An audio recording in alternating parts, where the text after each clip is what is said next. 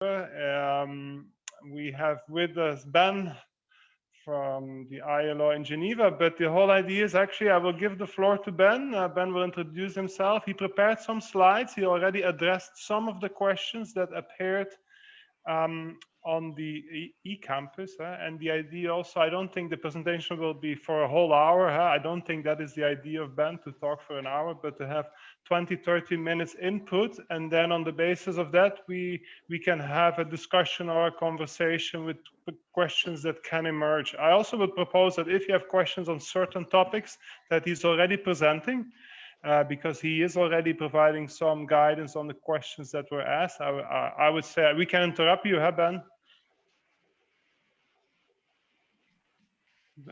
If there are follow-up questions, they can interrupt you and ask the question. Huh? For sure. Yep. Exactly. Yeah. So Ben, I'll let you share your screen, and then I'll hand over. Thanks again, Ben, for making time in your probably busy agenda. Huh? Sure, it's my pleasure. And hello, good afternoon, good morning to everyone. I'm just looking for my presentation. I might have I can also somehow share it. closed it right before. No, it should be okay. I'll just open it up again. So let's see, my name is Benjamin Smith. Thanks a lot, Carl, for the invitation. It's a pleasure to be here with you all. It sounds like a great course that you are participating in, and so for me, it's really a good opportunity to speak with that mix of professionals that we have in the course. I'm someone who's worked on supply chains and due diligence and child labor for a number of years. So I think that national contact points and the OECD system is one that is highly relevant to what we do. And so I hope that this presentation and my talk today will be a bit of a depth, particularly how it relates to corporate responsibility. So I've shared my screen. You can see it, yeah? Yes, we can. Okay, great. So yeah, where I sit within the ILO is in the Fundamental Principles and Rights at Work branch. I'm the child labor specialist, and within my branch are the four are kind of other specialists covering the four fundamental principles. So child labor, forced labor, freedom of association and collective bargaining, and non-discrimination. And that's very intentional, related to the ILO's declaration on these fundamental labor rights that makes it clear that they're interdependent and sort of mutually reinforcing. So that's why we all sit together when we're in the office together in the same branch. So let me move ahead here. Sorry. I wanted to, well, first of all, talk to you a little bit about the numbers. And I think we already got a question from one of the participants about, how big of a problem is it that we're talking about? What's the scope of child labor in 2021? Then I want to go into a little bit about the definition. So what is it that we mean by the term child labor? And then talk to you a bit about what ILO is doing, our global program for the elimination of child labor. And then in the final part of my talk, I'll go into our work on supply chains in particular and take a look more closely at that aspect of the problem. So You know, it's good time, a good timing for the course. We've just started the UN declared 2021 the International Year for the Elimination of Child Labor. So throughout this year, there will be events and campaigns to mark the 2021 International Year. And as we'll see, we only have a few years to go before the Sustainable Development Goal target, which calls for the elimination of all forms of child labor by 2025. So there's a long way to go. As you can see on some of the statistics that are up on the screen, there still are 152 million children in child labor. Of that number, about half, 73 million, are in hazardous work. Okay, almost half are quite young, from 5 to 11 years old. And the trend there is actually not positive amongst those younger children. We've seen a stagnation. For child labor as a whole, there has been good progress over the last, since we started measuring from 2000, and the last global estimate we produced was in 2016. We saw a decline of almost 40%. So that's almost 100 million children, fewer children in child labor than in 2016 relative to 2000. But the rate of decline slowed down in the last period that we measured. And again, for these younger children, it was flat. There was no progress for the 5 to 11-year-olds. So that's obviously a cause for concern. Where we saw the biggest gains were in the 12 to 14-year-old, and particularly this 15 to 17-year-old age bracket. So in terms of gender, 58% or 88 million of them are boys, and 64 million are girls. However, that comes with the caveat that girls are more likely to be in forms of child labor like domestic servitude that are hidden, that are outside of the reach and the scope of our child labor surveys. So that very well could be an underestimate of the number of girls in child labor. In terms of economic activity, what sectors are they in? Well, mostly agriculture, okay? About 71%, 12% in industry, and about 17% in services. So just a few words about the regional distribution. You can see right there.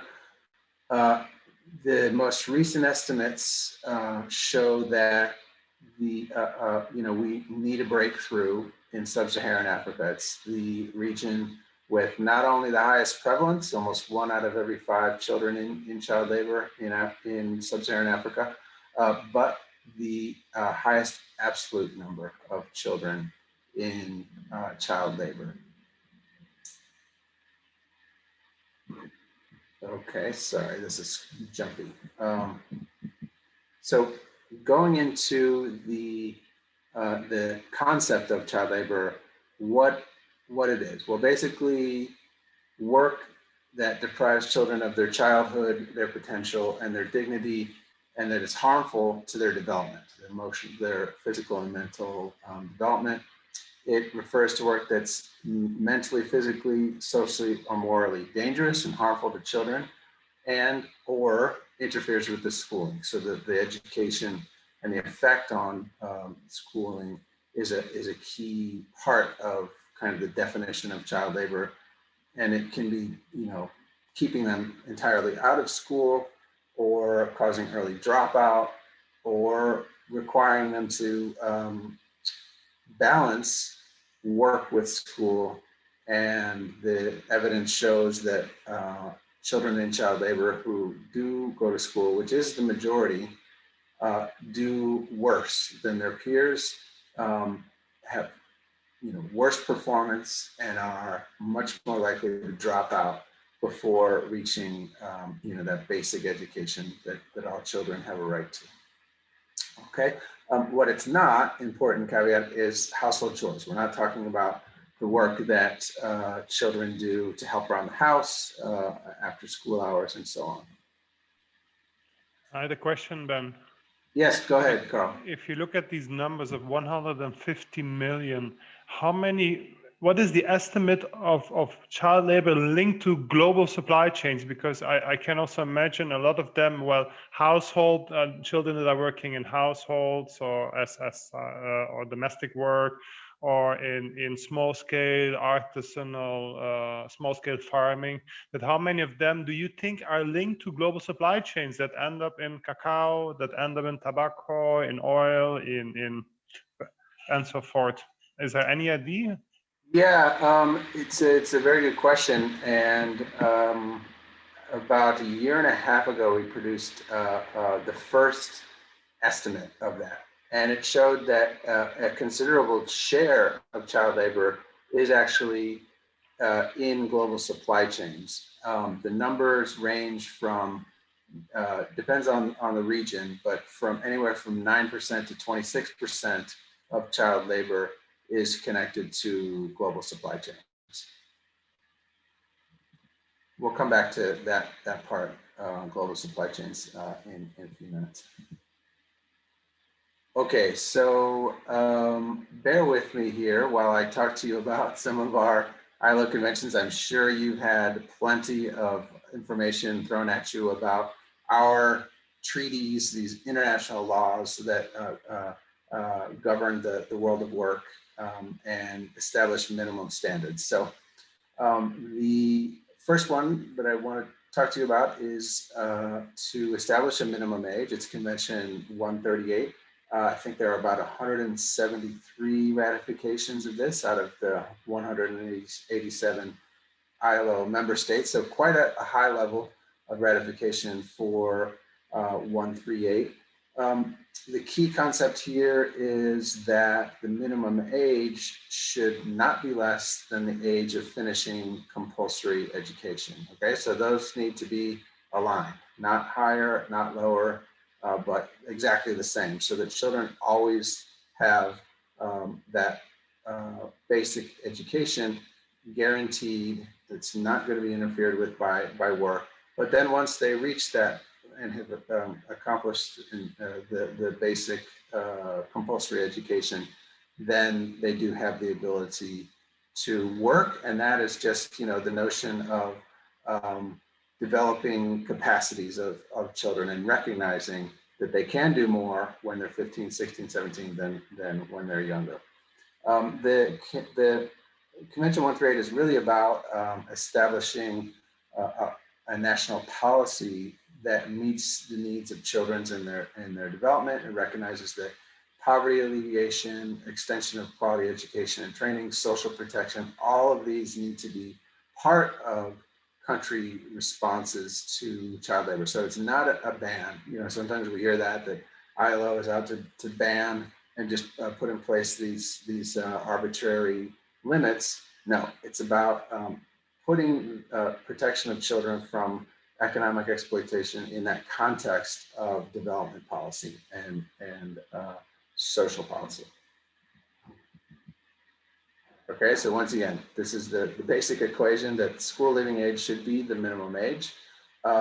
In practice, however, only 60% of countries have done this. So they ratified the conventions, but the next step is to put that into national law, and countries still have a way to go. A lot of countries either have the school leaving age younger than the minimum age for work, or it's above the minimum age for work, causes problems. So we encourage countries, and we part of the supervisor, in ILO supervising of these conventions is to remind countries that this is an important step that they need to take. Okay, so this is just a quick table. The convention talks about a basic minimum age of 15 years, okay? There are exceptions possible for countries whose education systems are still not fully developed. They can set it at 14 years. Okay, there are no exceptions for hazardous work though, and I'll get into what it is we mean by hazardous work in a couple of minutes. And then for light work, it's possible to set a minimum age for 2 years below the general minimum age. So if it's at 15, light work can happen for 13 to 15, and if you set it at 14, light work can be permitted from 12 to 14. By light work, what does that mean? Basically, not hazardous and not interfering with education.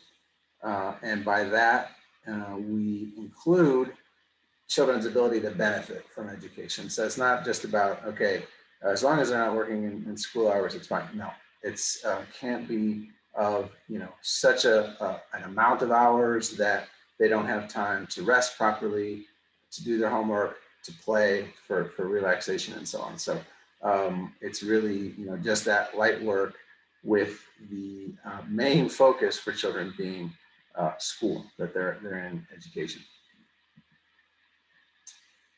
Okay, worst forms of child labor. Actually, sorry.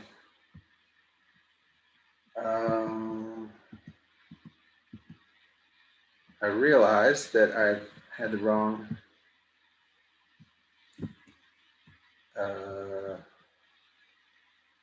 slides up. Sorry about that. Because this, I'm going to stop sharing for just a second. Sorry about that. And if there are any questions, as I said, don't hesitate. Do you all know what the minimum ages in your countries are? Just a pop quiz for you while I get that. Exactly. While I get my slides together. Exactly. Any questions? There are also anybody who knows exactly what is the minimum age in their country, or is there any issue with the minimum age for school leaving and the working age? Anybody knows that? You can use the chat box.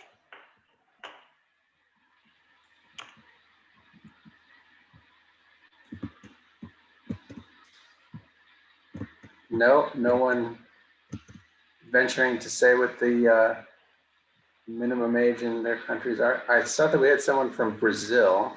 We have Brazil, Costa Rica, Croatia, I see, Finland, the Netherlands, Ukraine. Well, maybe just to pick on our Brazilian colleague. Now, I won't put you on the spot, but I do know that it's the minimum age is 16 in Brazil. So that it's an example of a country that has set the minimum age higher than what the convention calls for as a minimum. That's perfectly okay, as long as compulsory education also goes up to 16, which I believe is the case in Brazil. Other countries like China, Kenya also have 16 as the minimum age. The majority have it at I mean, it's actually distributed between 14 and 15 and 16. The largest number of countries have it set at 15, then 14, but then quite a few dozen have it set at 16. So it can vary quite a lot. Carl, I'm having problems sharing the proper. Not a problem. I'll share my screen. Yeah, if you don't mind, the one that I sent you. Yes, I'll do it now. It is fine. So you just say next. Sure. Thanks. Here it is. So we talked about Convention 138. There we go. Wants to also talk, and I think maybe if you click once more, Carl, there an image would come up on that. Yeah. Yes. A couple of images, great. So the other convention I wanted to talk to you about is the Convention 182 on worst forms of child labor. This was adopted in 1999, and just a few months ago, we achieved universal ratification. So this was a historic step, the first ILO convention to be universally ratified. And it's, you know, a reflection of the urgency and the consensus of amongst countries about the need to act immediately and with effective measures to prohibit and eliminate worst forms of child labor.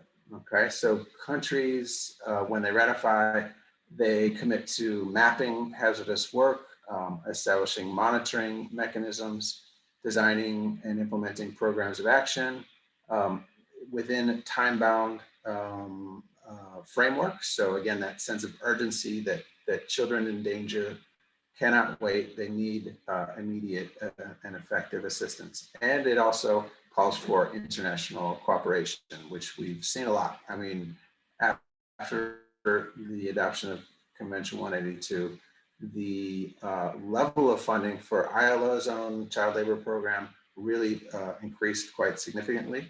And it still is one of the biggest technical cooperation programs of the ILO. I'll come back to that later in the presentation. If you could go to the next one, Carl.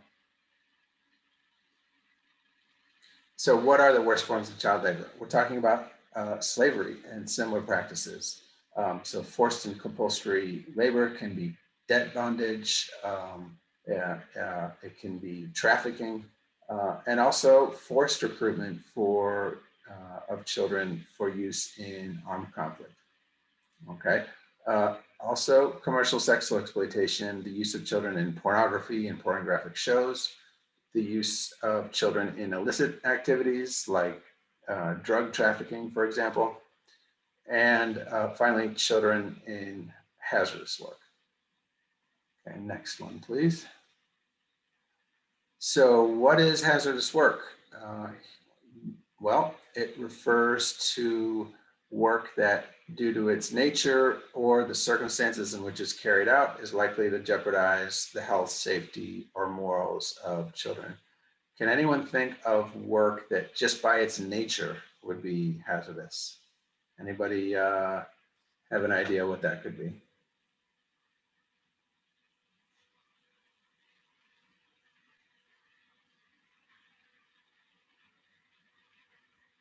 Okay, someone said mining. Yep, absolutely. Construction. Yes. Very good. I mean, mining is a great example.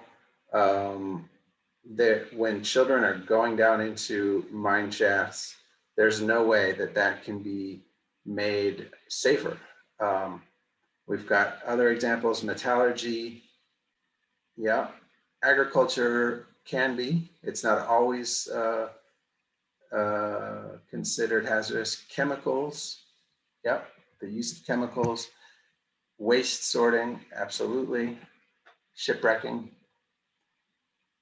Yep, so these are just inherently dangerous. And I think, interestingly, put chemicals, it's quite common that countries won't designate a whole sector like agriculture as hazardous, but they will say no pesticides. So those tasks of pesticide application and use of chemicals oftentimes are prohibited.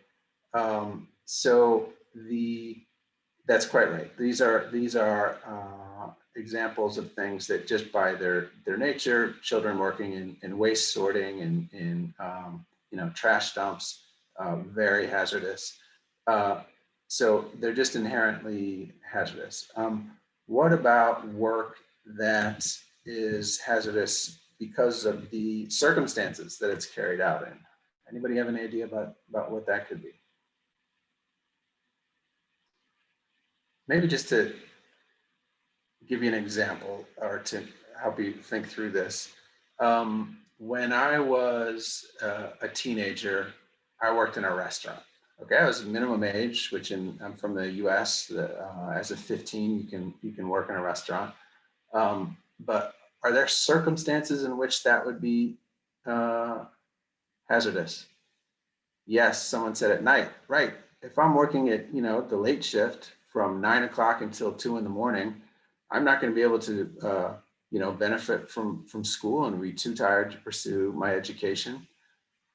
children are, they don't have the same judgment as adults. They're more likely to take risks.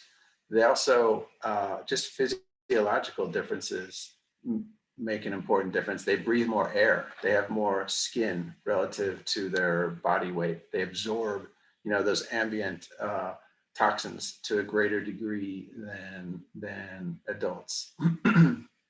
Someone said overtime. Absolutely. If I'm working, 50, 60 hours a week and I'm still developing, it's going to affect those adolescents' mental and physical development. So overtime is absolutely one of those, and those hours of work is a way that work that otherwise, could be okay, could be safe, can turn into hazardous work. Someone said not having proper work safety. Absolutely. Absolutely. Stressful environments while still growing up. Very, very true. That kind of psychosocial element to work. Children, the adolescents, when they're on the job, they're eager to please, and that leads them to, accepting whatever the boss says. They're likely to do. So that can lead to hazardous situations. They're also vulnerable to harassment and bullying because they're still children and they don't know how to deal with that. And so, unscrupulous adults may take advantage of that. Absolutely.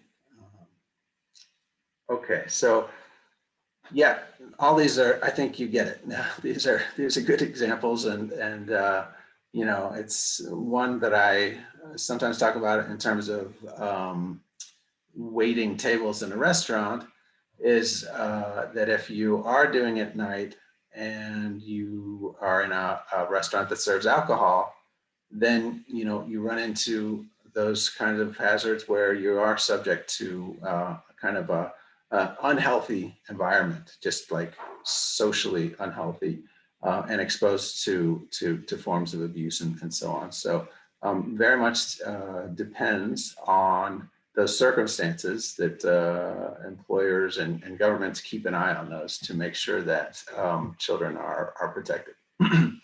Okay, so I already kind of alluded to the fact that in each country,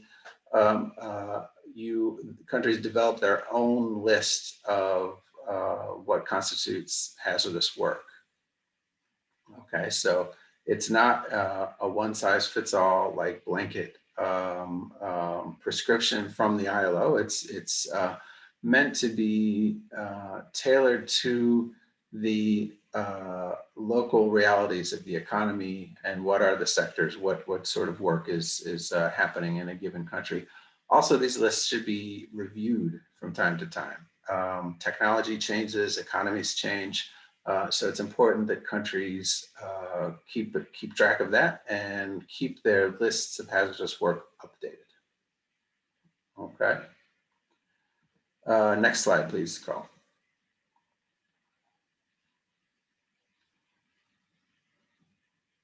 Okay, so if there aren't any questions about the definition, I think you all have a good idea about that. I want to talk to you a little bit about what it is that my colleagues and I do in the ILO on the child labor program. The IPEC Plus is the name of our program, and that stands for International Program for Elimination of Child Labor. The plus is that it now incorporates forced labor as well, and we'll see that's linked to the Sustainable Development Goal target that deals with forced labor and child labor together. So this map just gives you an idea of where we're operating. You might see your country there, whether you knew it or not. The IPEC Plus program is operational. A lot of this work is to help governments and social partners, workers and employers organizations, but principally governments, to implement the convention. So that support after, well, first of all, to encourage countries to ratify, but then once they do, it's all about implementation. So The IPEC Plus program puts a heavy emphasis on supporting governments to adopt a good mix of policies on child labor, reflecting it in law, but also mainstreaming it into their development, economic and social development policies. So, you know, our counterpart ministry as ILO is Ministry of Labor, but it goes far beyond ministries of labor. Ministries of education have an important role, ministries of health, ministries dealing with rural education, agriculture, for example. All of these need to contribute in sort of a whole of government response in order for progress to be made on child labor. So the IPEC program does, we work a lot on helping governments put into place policies, oftentimes in the shape of a national action plan on child labor or national action plan on forced labor or both. And that is proved to be, yeah, an effective way of bringing together the government line ministries that need to have a role, and it's also typically done in a tripartite way. So you have workers and employers there contributing to the design. Okay, if we could move to the next one, please, Carl. Thank you. Okay, so now I wanted to focus in a little bit on supply chains. It's an area that the IPEC Plus program has been focusing on for a while. In fact, it's one of 3 priorities besides supply chains, working on child labor and conflict in humanitarian settings, and working on the problem in rural economies and agriculture are like the top 3 priorities for the program. What you see here is a guidance tool for business, and this was developed with the International Organization of Employers. And we started preparing it around the time that the UN Guiding Principles were being debated and adopted at the Human Rights Council. And it's really with the idea that the UN Guiding Principles on Business and Human Rights offer a great kind of blueprint for due diligence. But when it comes to child labor, there are particular challenges and particular considerations that businesses need to take into account.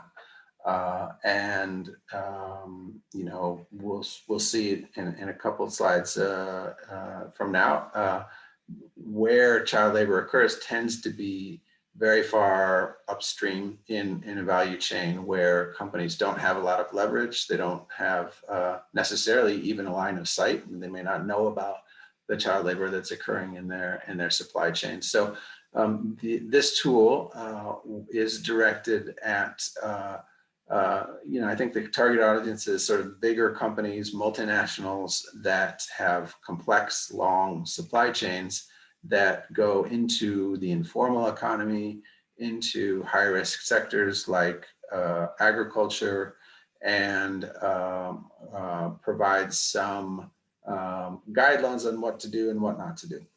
So then you've got a link there in case you want to check it out outside of this class. The next slide gives you some of the key principles, and this was someone had posed this question: what are some of the big sort of takeaways in this guide and in our work on child labor and supply chains? I think maybe the first one, thinking about the importance of policies, of having a human rights policy that's certainly set out in the UN Guiding Principles.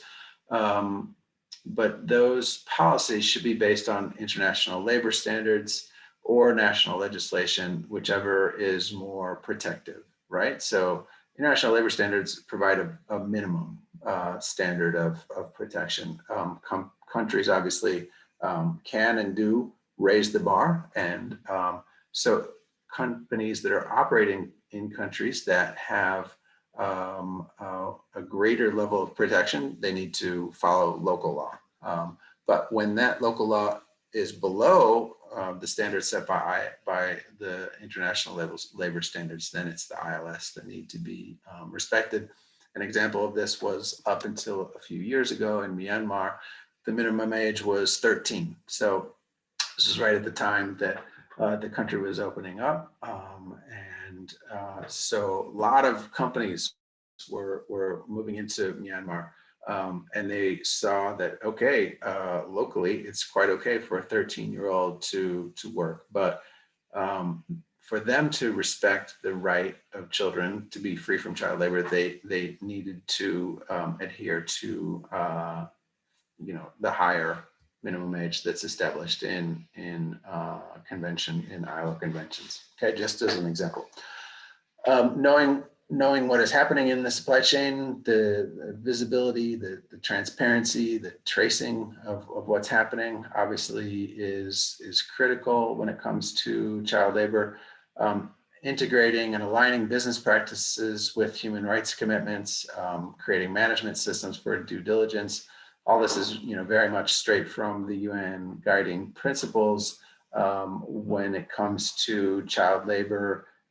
It's quite important that company business practices around prices, lead time, contracts with suppliers uphold their commitment to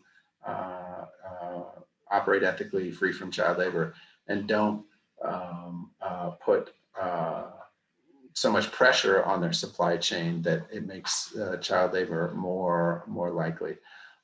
Building supplier capacity versus sort of a compliance first approach is, I think, a good practice. What we've seen at times is that all of the burden for dealing with the issue is placed on, down in the supply chain with enterprises that maybe don't have as much capacity as lead firms or buyer firms. So it is important to consider how companies can support supplier capacity to respect what is set out in codes of conduct and that sort of thing. Somebody mentioned whether cutting and running is a good option in general. We caution against that because it can just leave children out of a job or in a worse situation. They may end up in a worse form of child labor. So not to do anything hasty.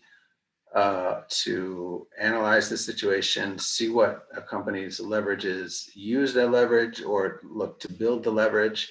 And there was a great question about engaging not just with government, but with employers organizations, absolutely, trade unions as well, because we're talking about, when you look at root causes of child labor, oftentimes the companies themselves are going to have limited ability to change things in that regard. It's not a company's responsibility to build schools or to provide water and sanitation for a village, but these are the things that can really raise the risk of child labor, including in supply chains. So in order to get after those root causes, you do need to work in partnership and to look at what government can do, what is their proper role, what your industry peers are doing. Can you increase leverage by getting those companies to contribute as well? And employers organizations, because they have that network, particularly of small and medium enterprises in countries, they're a key ally in that. So for sure that was an important point. Another important principle, even in those contexts where there's not good rule of law, where governments aren't living up to their duty to protect people in their territory from human rights abuses, that, you can't just sort of wash your hands and say there's nothing that we can do as a company in those situations. You need to still act and take good faith measures to identify, prevent, mitigate, and remediate child labor. Okay, can we go to the next slide, please, Carl? Great. So you asked earlier about some statistics. Do we have any evidence? Is there any numbers on child labor and supply chain? Well, this was the study that I was referring to. It was kind of interagency effort with OECD, UNICEF, and IOM and ourselves. And in the next slide, I think I extracted some, just some of the key learnings from this. I mean, the research did show that a considerable part of child labor problem is in global supply chains. I mentioned it earlier, anywhere from 9% to 26%. For companies, it kind of validated what those of us who have been working in this area have seen and heard from companies, that it's not so much a question of the first tier, but third, fourth, fifth tier, particularly as you get down into primary production, mining, agriculture, where the risks and those raw materials, where the risks are higher. Okay, and so maybe we can go to the next slide, and if you can click again a few times, great. So some of the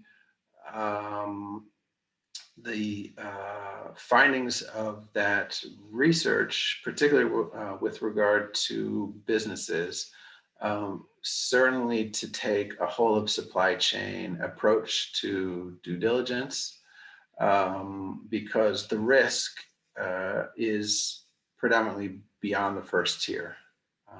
And of course, it's where it gets more difficult because you have less leverage. But it's if you want to understand risk and where a business could have impact on child labor, then you need to look at every segment of the supply chain. An emphasis on preventive rather than reactive approaches. So we talked about, do not cut and run. If you're at that point, then your management systems have broken down, and you are in a difficult position one way or the other, and it just points to the value of investing in preventive measures. And again, this is about addressing root causes of child labor, addressing business models and purchasing practices that may inadvertently contribute to child labor risk, and then integrating due diligence into enterprises' risk management and decision making. Again, that notion of embedding the commitment on human rights and on child labor into the business sort of DNA. Okay. Continuous and meaningful engagement with stakeholders and social dialogue. One thing that, the UN Guiding Principles, as you all know, talk about stakeholder engagement and consulting with bringing expertise, human rights expertise as needed. For the ILO, not surprisingly, our view is that the people whose livelihoods are dependent on that supply chain are kind of, the primary stakeholders, right? So those who have the most to lose and the most to gain by human rights and labor rights being respected or not respected in supply chains are workers and those enterprises that are part of the value chain. So social dialogue is an extremely valuable tool for that stakeholder engagement and a source of information. There's no one who can say what the situation is on the ground in the supply chain like the workers themselves. So Not always easy. We know that in many countries, unions are weak. They don't have the coverage that particularly in sectors like agriculture and others. But that doesn't change that sort of imperative and the value of finding ways to engage with workers. Yeah, and then finally, the processes to provide for remedy along the supply chain. Remedy is it's a whole chapter in itself, I think, of this report, and certainly something that we work on with companies quite a lot. The ILO provides hosts, I guess would be the word, what's called the child labor platform. And it's a group of companies that come together in meetings, and we run webinars, and we also have projects in countries to address child labor and supply chains. And it's across sectors. It includes everything from cocoa to cosmetics to communications, high tech, auto companies, luxury goods. So it's really cross-sectoral, but the common, I guess, factor for these companies is that they're concerned about child labor and the risk in their supply chains, and they're looking for answers, and they recognize that they can learn from each other. Just to mention CLP. So I think that is it for my presentation. We've had some great questions along the way, and I will ask Carl to stop sharing, or we can leave it there as you like, but would be very happy to hear from you. Any questions, thoughts that you have on what I've said. Exactly. Yeah. Thanks, Ben. We still have 10 minutes, 11 minutes. So I would invite anybody, actually. You can take the floor if you have a question or you want to comment on it, on some initiatives maybe or actions that you are doing within your NCP or within your institution on working with business, working with colleagues in government on advancing or eliminating child labor. So I would say chip in, huh? Anybody?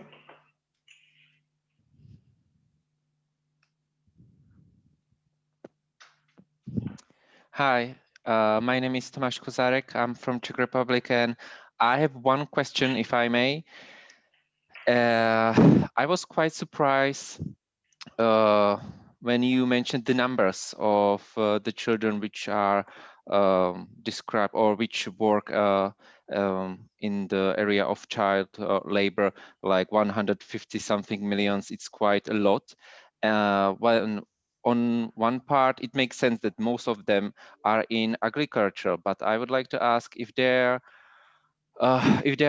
if it is considered as a child labor, if they are, for example, working in agriculture for their own needs, for example, producing the food for their own needs, or if it's only child labor, if they are working on some big field for some big company, or not necessarily big company, but in this, how do I say it, well, industrial measure or scale. Thank you. Yeah, it's a great question. What determines whether a child is in child labor is really those things that we talked about: the age, the circumstances. Is it hazardous work? Does it affect their schooling? So that's true regardless of whether they're working for themselves, working for their families, or working for a big company. The response changes, obviously, and responsibilities are different according to those different scenarios, but the definition doesn't change. In fact, most child labor, about 2/3, is contributing family member. Okay, so it's driven by poverty.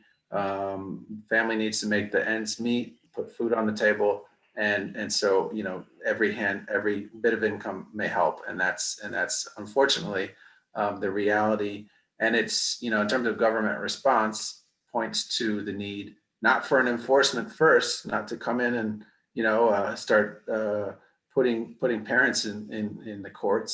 It's about providing alternatives, assistance to those families, social protection measures, making sure education is available. These are the right responses to that sort of family-based, and also, you know, orphaned children often find themselves in child labor. It's up to the government to provide a response to that.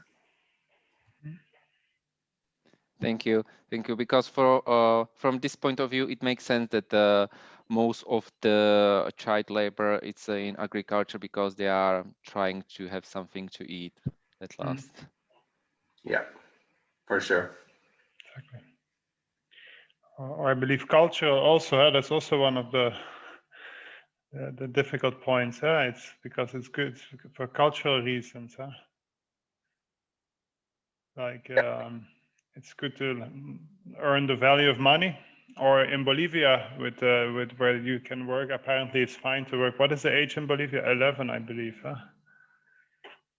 Yeah, they lowered it. I think they've since moved it back up after there was kind of outcry about that. But they did lower it to 12 and even 10, I think, if you were self-employed. Marianne, you can if you want, you can take the floor.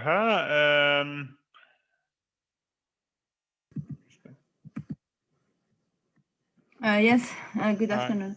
Yes, I will play the video. Yes, yeah, exactly. Whatever yes, you wish. Okay, yeah. It's better. Good afternoon. Thank you for the interesting presentation and the link with access to education. But you say that there is accountability for the government and actions to take by the government. But you say that it will be interesting that business take action also to support the education. But how to make it, how to concrete implement it when there is a supply chain, which business, how to realize it, how to implement it, the effective access to education when there is a supply chain, because we have to determine which enterprise can be encouraged to do it. Thank you. Yeah, it's a good question. There's not an easy answer. Just to maybe make it a concrete example, in the cocoa industry, companies have been struggling with child labor for years, decades. There, you know, we, as ILO, we encourage companies to work toward the implementation of the national action plans against child labor that are adopted by the government. So some companies, yes, they build schools, they you know, hire teachers, but what happens when that company is no longer a priority, or for whatever reason they stop doing that? So it's important that the Ministry of Education be the one in the lead, and companies can advocate for better access to education. If they're going to use resources, spend money for community development and so on, make sure that it's approved by the relevant line ministry and done jointly with them. So, you know, teachers hired by the Ministry of Education can come and you know, provide the education. So that's just an example. I think for most companies, they don't go so far as to invest in education and so on. And it's beyond their capacity or not on their radar screen. But, you know, they should be aware of the importance of education and the value of linking up with government, at least in terms of advocacy through employers' organizations, for example, contributing to the development of national policy and promoting that more resources be directed toward that. Hope that answered your question. Thank you. Thanks, Ben. Any other question?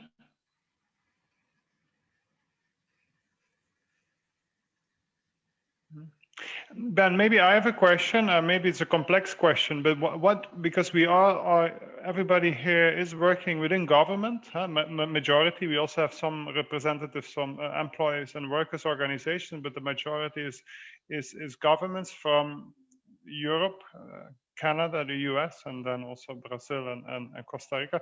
But what do you think governments can do more in terms of contributing to the elimination of child labor in supply chains? What could government do more? Because we, as you are saying, this is already going on for decades.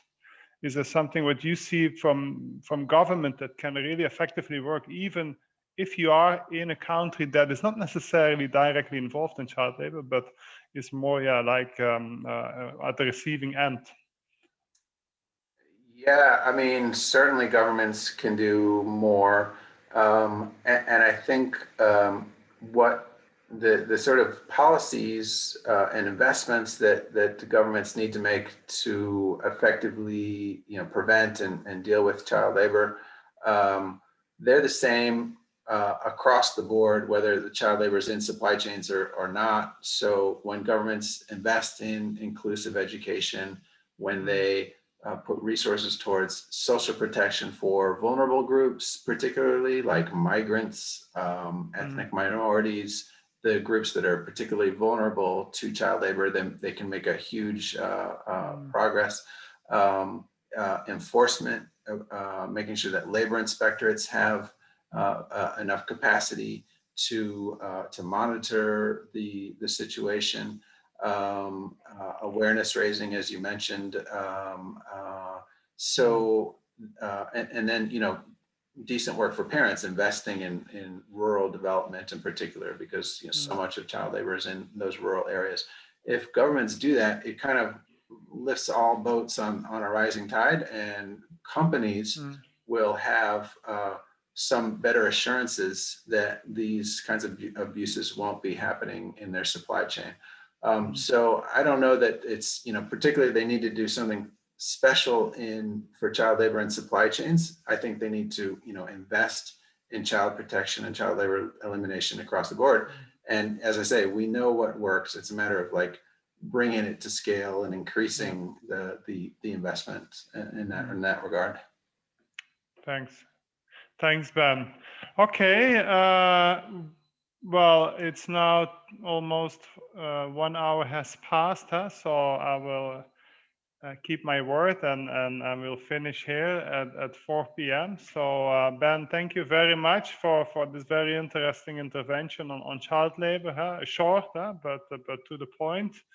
And we will make this recording also available online, and we will also make reference to these 2 documents that Ben has referred to. So Ben, thank you very much for being with us, and I see everybody then tomorrow afternoon where we have Karen Curtis with us for the session on freedom of association and collective bargaining.